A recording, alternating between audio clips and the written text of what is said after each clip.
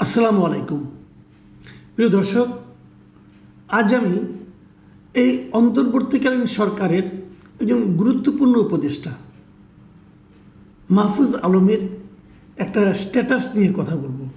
উনি ফেসবুকে একটা স্ট্যাটাস দিয়েছেন আজ থেকে দুদিন আগে, আজকে 19 তারিখ, 17 তারিখ রাত 10:25 উনি এই স্ট্যাটাসটা আপ করেছেন। আমি স্ট্যাটাসেরটা পুরোটাই আপনাদের পড়ে শোনাবো এই কারণে যে আমি স্ট্যাটাসটা একটু বিশ্লেষণ করতে চাই, কারণ এই স্ট্যাটাসটা দেখে আমি ব্যক্তিগতভাবে একটু আতঙ্কিত বোধ করছি। আমি বুঝতে পারছি না আসলে ছাত্ররা কী চাচ্ছেন। আপনারা হয়তো বলবেন স্ট্যাটাস দিয়েছে মাহফুজ আলম, আমি কেন ছাত্রদের কথা বলছি?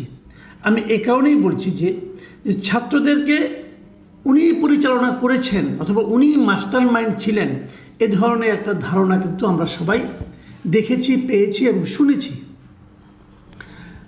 কাজেই আমার মনে হয় এটা টোটাল যে বৈষম্যবিরোধী ছাত্র আন্দোলন, এটা বোধহয় আন্দোলনের কথা, আমি এরকমই বিবেচনা করছি। আর তাছাড়া উনি সরকারের একজন গুরুত্বপূর্ণ ব্যক্তি, এই মুহূর্তে উপদেষ্টা এবং প্রধান উপদেষ্টার সঙ্গে সম্পৃক্ত উপদেষ্টা, সংযুক্ত উপদেষ্টা, অতএব অবশ্যই গুরুত্বপূর্ণ একটা বিষয়। আমি এটা নিয়ে একটু কথা বলতেই চাই। আমি আগে পুরো স্ট্যাটাসটা আপনাদের একটু পড়ে শোনাই। এই স্ট্যাটাসে উনি একটা শিরোনাম দিয়েছেন, শিরোনামটা হলো গণ অভ্যুত্থানের 100 দিন পরে। তিনি লিখেছেন, পুরনো বন্দোবস্তের প্রতি দাসখত লিখে দেওয়া লোকেরা আবারও ঐক্যবদ্ধ হবে। এ দল ওই দল এখানে মুখ্য নয়, মুখ্য হলো পুরাতন প্রজন্ম ও বন্দোবস্ত। ছাত্র তরুণদের জন্য একটি সুযোগ এসেছে। প্রতিটি প্রজন্মের কাছে এরকম একটি সুযোগ আসে।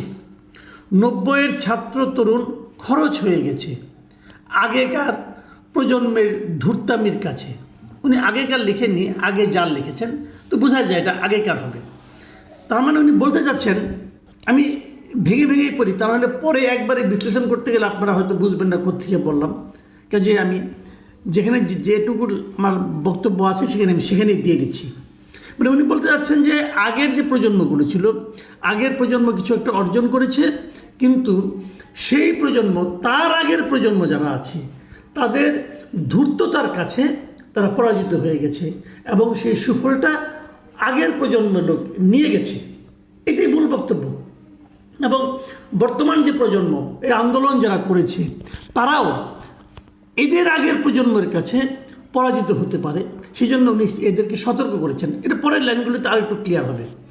তিনি লিখেছেন, আবারও সে ধূর্ত পুরাতন পন্থীরা ছাত্র তরুণদের মধ্যে যে বিভেদ ও অনাস্থা তৈরি করছেন, সে সম্বন্ধে ছাত্র তরুণেরা সতর্ক না থাকলে তারা প্রজন্ম আকারে হত্যাযোগ্য হয়ে উঠবেন। কথাটা খেয়াল করুন।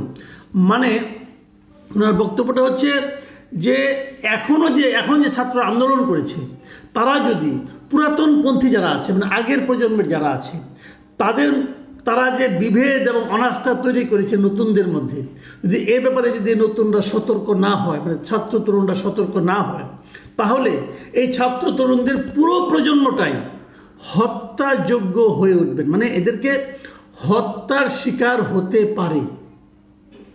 এই হলো গিয়া ওনার বক্তব্য। কিন্তু বরং একটা ভয় দেখাচ্ছেন যে এইবার যদি ছাত্ররা, তরুণরা যদি পুরাতনদের যে ষড়যন্ত্র তার মধ্যে যদি ধরা খেয়ে যায়, তাহলে কিন্তু এরা শেষ। তারপরে বলছে যে 90 এত রক্তাক্ত ও কনফ্রন্টেশনাল ছিল না। মানে বলতে চাচ্ছেন যে এইবার যেরকম একদম মারামারি হয়েছে, 90 সালে অতটা ছিল না। ঠিক আছে। তারপরে লিখেছেন, এখানে প্রায় অর্ধলক্ষ আহত, মানে মাঠে লড়াকু আছেন, 2000 বা ততোর্ধ শহীদ আছেন। গৃহযুদ্ধের পূর্ববর্তী মুহূর্তে একটা সামাল দেওয়া, এটা কোট আনকোট আছে, সামাল দেওয়া প্রচেষ্টা শুরু হয়েছে, যা এখনও চলমান। কিন্তু এই যুদ্ধ তো হবেই কোনো না কোনো ফরম্যাটে। উনি বলতে চাচ্ছেন যে এই যে নতুন পুরাতনের যে দ্বন্দ্ব, এই দ্বন্দ্বের মাধ্যমে একটা গৃহযুদ্ধ হতে পারে, হওয়া উচিত। উনি চাচ্ছেন এই যাতে না হয় গৃহযুদ্ধটা, এই জন্য এটাকে সামাল দেওয়ার একটা চেষ্টা চলছে। কে চেষ্টা করতেছে? পুরাতনরা। এবং তা বলছে যে এটা এখনও চলছে, কিন্তু তার বক্তব্য সামাল দেওয়া হোক বা না হোক, এই যুদ্ধ তো হবেই কোনো না কোনো ফরম্যাটে, মানে কোনো না কোনো ফরম্যাটে যুদ্ধ হবে, অবধারিত। সামাল দিতে পারলেও হবে, না পারলেও হবে, চেষ্টা করলেও হবে, না করলেও হবে, যুদ্ধ একটা হবে। কার সঙ্গে হবে? প্রজন্মের সঙ্গে প্রজন্মের। ঠিক আছে, তারপর উনি বলতেছেন নতুন ও পুরাতনের এ রক্তাক্ত দ্বন্দ্বে, দ্বন্দ্বে বলেন ভুল আছে, সমস্যা নেই, এ রক্তাক্ত দ্বন্দ্বে রণনীতি ও প্রধান দ্বন্দ্ব বুঝে নেওয়া জরুরি, খুবই জরুরি। মানে ওনার বক্তব্য হলো যে নতুন এবং পুরাতনের যে দ্বন্দ্ব, এই দ্বন্দ্বটা আবার রক্তাক্ত হবে, কিন্তু মাইন্ড ইট, এই দ্বন্দ্ব রক্তাক্ত দ্বন্দ্ব। এবং এই দ্বন্দ্ব এর যে রণনীতি, মানে স্ট্র্যাটেজি, যেটা রণকৌশল, যেটা স্ট্র্যাটেজি এবং রণনীতি যেটা আছে, এটা এবং প্রধান দ্বন্দ্বটা কোথায়, কেন এই বিরোধটা, এটা বুঝে নেওয়া খুব জরুরি। তারপরে আরও দুইটা প্যারা আছেন, পড়ে শোনায়। মৃত্যু আমাদের ছুঁয়ে গেছে, আমরা জ্যান্তে মরা হয়ে গেছি, আমাদের শহীদ হয়ে যাওয়া ভাই বোনের সাক্ষ্যকে নিরন্তর পুনরাবৃত্তি করে যেতেই হবে। ক্লান্ত হইয়েন না, জড়ো হন, ঘন হয়ে বসুন। মানে সবাই আপনারা ক্লোজ হয়ে আলোচনা করেন এবং সব কিছু করেন। এই যে বক্তব্যটা, আমি এই বক্তব্যটা নিয়ে একটু আলোচনা করতে চাই। আলোচনা হলো এরকম, উনি কিন্তু নতুন প্রজন্মের সঙ্গে পুরাতন প্রজন্মের একটা দ্বন্দ্ব দেখছেন এবং উনি ভেবে নিয়েছেন এবং উনি বিশ্বাস করছেন যে এই দ্বন্দ্বে পুরাতনরা যদি জয়ী হয় তাহলে ছাত্রদের যে আন্দোলন, যে বিপ্লব, যে আকাঙ্ক্ষা, সেটা ধ্বংসপ্রাপ্ত হবে। কাজেই ওটাকে ধ্বংসপ্রাপ্ত দেওয়া, যেমন ধ্বংসপ্রাপ্ত হয়েছিল 90-এ, যেমন হয়েছিল এরও আগে, 90-এর উদাহরণটা দিয়েছেন। কাজেই এই ধ্বংসপ্রাপ্ত হতে দেওয়া যাবে না, লড়াই করতে হবে। এবং সেই লড়াইয়ে আরেকটা কি বলেছে, রক্তক্ষয়ী একটা দ্বন্দ্ব হবে দুই পক্ষের মধ্যে, নতুনের সঙ্গে পুরাতনের। দেখুন, আমি একটা কথা বলি, নতুনের সঙ্গে পুরাতনের দ্বন্দ্ব পৃথিবীর জন্ম থেকেই চলছে, প্রতিদিন চলছে। পিতার সঙ্গে পুত্রের দ্বন্দ্ব হয় না?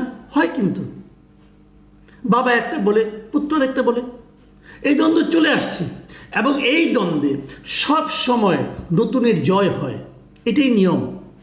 কারণ নতুনরা থাকে মোর ইকুইপড, মানে নলেজের দিক দিয়ে, তাদের জ্ঞান থাকে আধুনিক, তাদের চিন্তাধারা থাকে আধুনিক, নতুন প্রযুক্তি থাকে তাদের হাতে, কাজে তারাই জয় হবে, এটাই দান্দিকতার নিয়ম।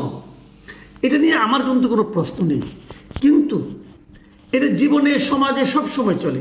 কিন্তু এটা উনি গণ অভ্যুত্থানের 100 দিন পরে এসে যে ভঙ্গিতে উনি লিখেছেন, সেই ভঙ্গিটা কিন্তু উনি আবার এটাকে দুটো শব্দ প্রয়োগ করেছেন। একটা হলো গৃহযুদ্ধ, গৃহযুদ্ধ হবে, আরেকটা হলো, এবং এই গৃহযুদ্ধ হবে রক্তাক্ত দ্বন্দ্ব হবে, রক্ত ঝরবে।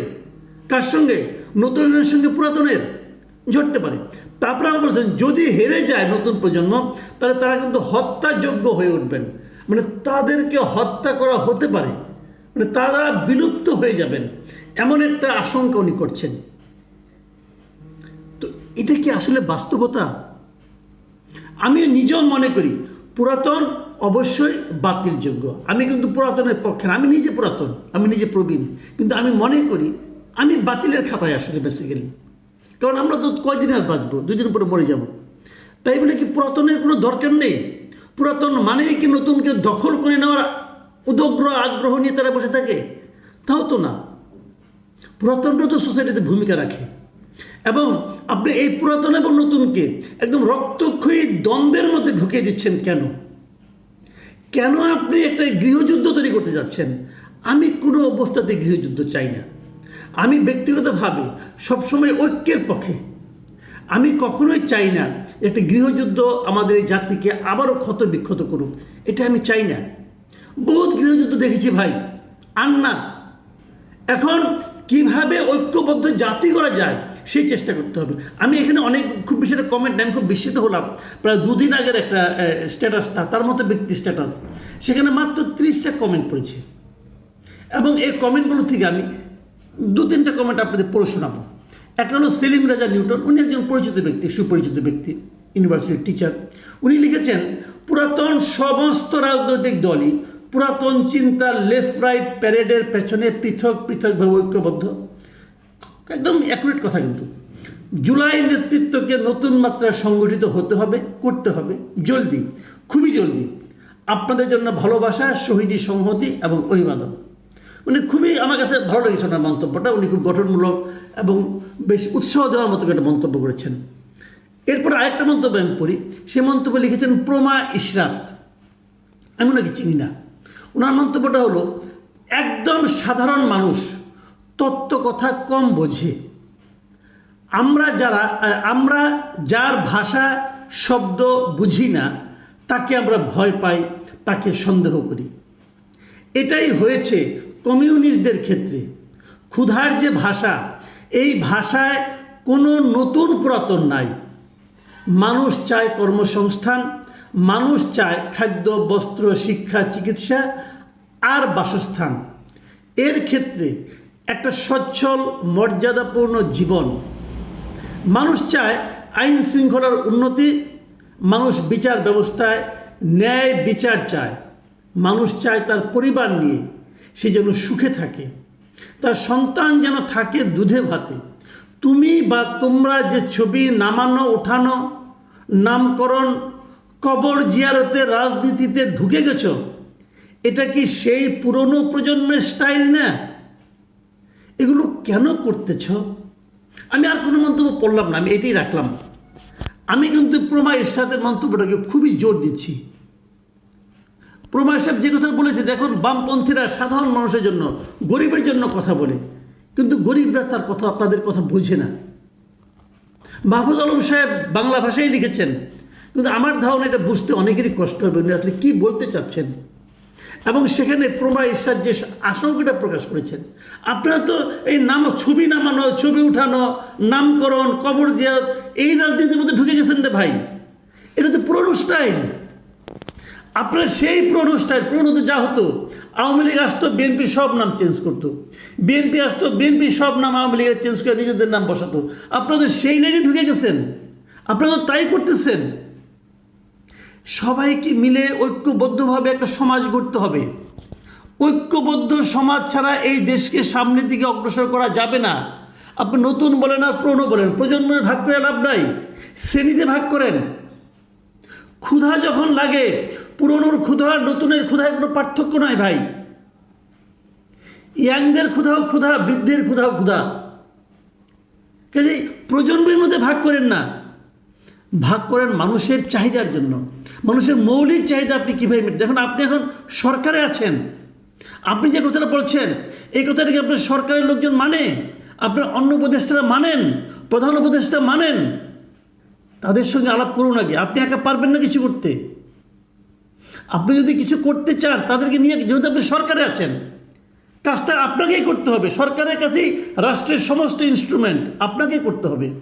আর আপনি যদি বলেন না আমি এই সরকারিতে করাইতে পারবো না, তাহলে মাঠে আসেন, সচিবালয় ছেড়ে দেন, মাঠে এসে মাঠে সবাইকে নিয়ে আন্দোলন করেন। বসে থাকবেন সচিবালয়ে আর এখানকার ইয়াং জেনারেশনকে উস্কাইয়ে দিবেন, এটা হয় না রে ভাই। যাদের উস্কাবেন তাদের সঙ্গে রাজপথে থাকেন। আপনি ওই আরাম, এসি রুমের আরাম ভোগ করতে চান, আবার রাজপথে ইয়াংদেরকে উস্কিয়ে দিতে চান, এটা হয় না। আসেন এখানে, অথবা তাদেরকে বুঝান, বুঝিয়ে বলেন চলুন আমরা এই ধরনের একটা সমাজ গড়ার চেষ্টা করি। যদি আপনার সহকর্মী যারা এখন আছেন উপদেষ্টা, তারা যদি আপনার সঙ্গে একমত না হন, তাহলে তাদেরকে ত্যাগ করে আসেন। তাহলে বুঝবো আপনার এই কথাগুলির মূল্য আছে। না হলে বুঝবো কিছু অবোধ, কিছু ইয়াং, কিছু ইমোশনাল ছেলে মেয়েদেরকে জীবন ধ্বংস করার জন্য আপনারা এই সমস্ত কথাবার্তা বলছেন। আমি মনে করি মাহফুজ আলম সাহেব খুবই মেধাবী লোক এবং উনি এগুলো চিন্তা করবেন এবং সেই অনুযায়ী কাজ করবেন। আমি ওনাকে দেখতে চাই আগামীতে, যে আগামী 7 দিন 10 দিনের মধ্যে উনি ওনার সহকর্মীদের নিয়ে এই ওনার কথাগুলি বাস্তবায়ন ঘটাতে পারবেন। আর যদি না পারেন তাহলে আন্দোলন করার জন্য যাদেরকে আন্দোলনে আহ্বান জানিয়েছেন তাদের সঙ্গে রাস্তায় নামেন। ওই যে বললেন না যে ঘন হয়ে বসুন, যারা ঘন হয়ে বসবে সেই সাধারণ মানুষের সঙ্গে আপনাকেও দেখতে চাই।